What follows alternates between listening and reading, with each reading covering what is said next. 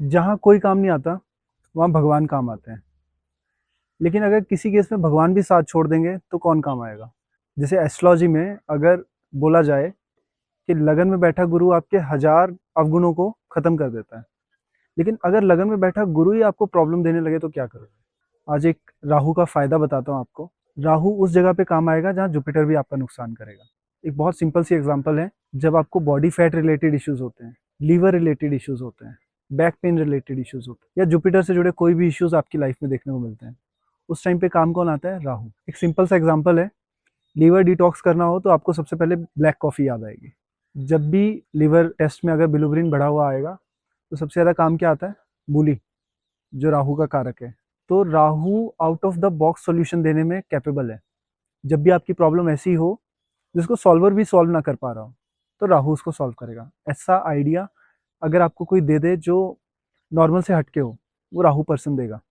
जिस पर्सन का राहु असेंडेंट में होगा, जिस पर्सन की राहु की महादशा चल रही होगी, जिस पर्सन का राहु मून होगा या राहु के साथ कॉम्बिनेशन होगा, जब वो अपने आप को सॉर्ट कर लेगा, तो वो दूसरों के लिए बहुत बड़ा प्रॉब्लम सॉल्वर बन जाता है। दूसरों के लिए सॉल्यूशंस बहुत अच्छे हैं उसके पास। ऐसे पर्सन से कोई भी एडवाइस लेके देखो, वो आपको out of the box solution देगा। उसके पास ऐसे-ऐसे सॉल्यूशन होंगे जो आप सोच भी नहीं सकते।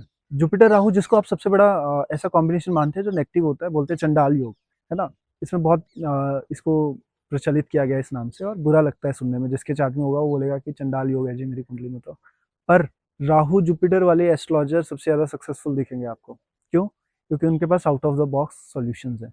उनके पास ऐसी चीज़ें हैं जो जुपिटर केतु के पास भी नहीं है। जुपिटर केतु वाले एस्ट्रोलॉजर बहुत जल्दी सीख जाएँगे, बहुत जल्दी नॉलेज, डीप डाउन नॉलेज होगी। बट जब कंसल्टिंग का टाइम आएगा, नहीं कर पाएँगे। राहु जुपिटर बहुत अच्छा कॉम्बिनेशन बन जाता है। राहु किसी भी प्लैनेट के साथ बैठे, राहु का एक कारक है बूस्टर, वो उसकी एनर्जी को बूस्ट करता है। वो अलग बात है आप उस बूस्टर के लिए कैपेबल हो या नहीं हो। अगर आपकी बॉडी, अगर हम ऐसे ही समझ लें कि एक वो पार्टिकल जो होता है, जो एनर्जी को बैलेंस करने के लिए लगाया जाता है, सर्किट, अगर सर्किट उसको कैपेबल ही नहीं है वो इतनी एनर्जी को लेने के लिए, वो तो खराब होगा ही होगा, सड़ेगा ही सड़ेगा। तो अपने सर्किट को मजबूत करो, अपने आप को मजबूत करो, अपने आप को ऐसा सर्किट बनाओ कि आप हायर एनर्जी को बैलेंस कर पाओ। तो राहु का जो एक्सट्रीम एनर्जी होगा, जिस भी प्लैनेट के साथ बैठ के वो एक्सट्रीम एनर्जी देगा, आप उसको बैलेंस कर पाओगे। राहु जुपिटर बहुत अच्छा कंसल्टेंट बना सकता है आपको, बहुत नॉलेजेबल बना सकता है, नॉलेज का यूज़ करने के लायक बना सकता है। आपके पास ऐसा नॉलेज होगा जिसको आप यूज़ कर पाएँगे। राहु जुपिटर केतु के पास बहुत नॉलेज है, बहुत डेप्थ है नॉलेज का, बट यूज़ करने के टाइम पे नहीं आगे आएगा। अंदर ही अंदर है, बाहर नहीं है। जुपिटर राहु के पास थोड़ा भी होगा तो बाहर दिखेगा। जुपिटर वीनस, आपके पास आर्टिस्टिक स्किल्स हैं, आपके पास क्रिएटिविटी है, आपको रिलेशनशिप के बहुत सारे ऐसे साइकोलॉजिकल एस्पेक्ट आते हैं। राहु काम करता है ना साइकोलॉजी के लिए, तो राहु जिस भी प्लैनेट के साथ बैठता है वहाँ पे आपके साइकोलॉजिकल समझ बढ़ा देता है, ठीक है? वीनस के साथ बैठा आपको पार्टनर बहुत जल्दी समझ आएगा, आपको पार्टनर के बारे में चीज़ें बहुत जल्दी समझ आएँगी, आप लोगों की रिलेशनशिप को बहुत अच्छे से सॉल्व कर पाएँगे। ये राहु वीनस के केस में होगा। बट अगर आपका बॉडी उसको, उसकी एनर्जी को सहन करने के लायक नहीं है, तो वो आपको भटकाएगा। अपने आप को पहले आपको उसके कैपेबल बनाना पड़ेगा उसका पूरा आउटपुट लेने के लिए। इसीलिए आप देखते हैं किसी के चार्ट में राहु वीनस बहुत अच्छा रिजल्ट दे रहा है, या राहु लगन में बैठ के बहुत अच्छा रिजल्ट दे रहा है, वो बहुत अच्छे सक्सेस पे जा रहा है, और किसी के चार्ट में राहु आगे नहीं बढ़ने दे रहा।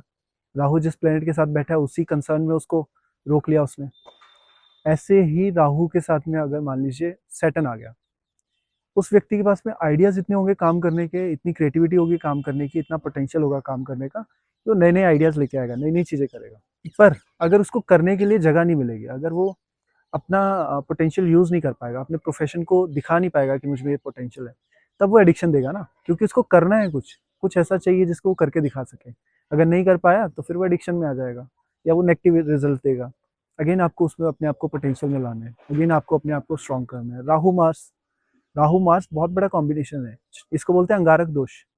अंगारक दोष यानी कि गुस्सा बहुत आएगा। अब गुस्सा आने की अगर आप साइकोलॉजी समझोगे, तो सिंपल सा रूल है, जब आपको अपने अंदर से कुछ अर्ज आ रहा है कुछ करने का, कि मुझे कुछ करना है, करके दिखाना है, या मैं कुछ बोल रहा हूँ मेरी बात को सुनो। अगर उसको टोक दिया जाए या आपको कुछ करने ना दिया जाए, तब आप एग्रेसिव होते हो। तब आप उसके लिए लाउड रिएक्शन देते हो। आप बोलते हो और ऊँचा बोलने लगते हो। आपको लगे आपका आइडिया, आपकी क्रिएटिविटी आप किसी तक नहीं पहुँच पा रहे, तो आप लाउड हो जाते हैं। जब आप लाउड होते हैं, तो वो मार्स राहु का कॉम्बिनेशन होता है, ठीक है? बट अगर आप उस पोटेंशियल को यूज़ कर पाओ, अगर आप उस मार्स राहु के कॉम्बिनेशन के लिए अपनी बॉडी को कैपेबल बना लो, आप ऐसा सोच पाओ कि अगर मुझे कुछ करने का अर्ज जा रहा है तो मैं उस चीज़ को करूँ, मैं अपना पोटेंशियल उसमें यूज़ करूँ। एनर्जी को निकलना है ना तो काम करने में लगाओ, एक्सरसाइज करने में लगाओ। राहु मास वाले होते हैं, बहुत अच्छे जिम ट्रेनर होते हैं। राहु मास वाले बहुत अच्छे आइडियाज़ जनरेट करते हैं, फिटनेस ट्रेनर होते हैं बहुत अच्छे, वहाँ पे पोटेंशियल लगाओ। राहु मरकरी आपको बहुत सारे आइडियाज़ देता है, राहु मरकरी बहुत क्रिएटिव करता है आपको। राहु मरकरी तो प्रॉब्लम सॉल्विंग में बहुत बेस्ट है। राहु मरकरी और 8th हाउस राहु, ये एक ऐसा जिन है जिसको अगर आपने टास्क दिया तो वो बहुत अच्छा काम करेगा। अगर टास्क नहीं दिया तो आपको ही खा जाएगा। तो इनको टास्क देना ज़रूरी होता है। राहु जहाँ पे है वहाँ पे अपने आप को टास्क दो। अगर टास्क नहीं दे पाए तो फेलियर होगा, उलझ जाएँगे, उस एनर्जी में डिस्टर्ब हो जाएँगे। अपने आप को अलाइन रखो, अपने आप को एक फ़ोकस्ड डायरेक्शन में रखो। आज ही एक कंसल्टेशन था किसी का, जो पेरेंट्स थे जो अपने बच्चे के बारे में पूछ रहे थे, राहु असेंडेंट में, कैंसर असेंडेंट। वो बोल रहे थे कि बच्चा लाउड रिएक्शन देता है, 8-9 साल का है और बड़े-बड़े रिएक्शन देता है, मतलब अजीब बातें करता है या गुस्सा ज़्यादा करता है।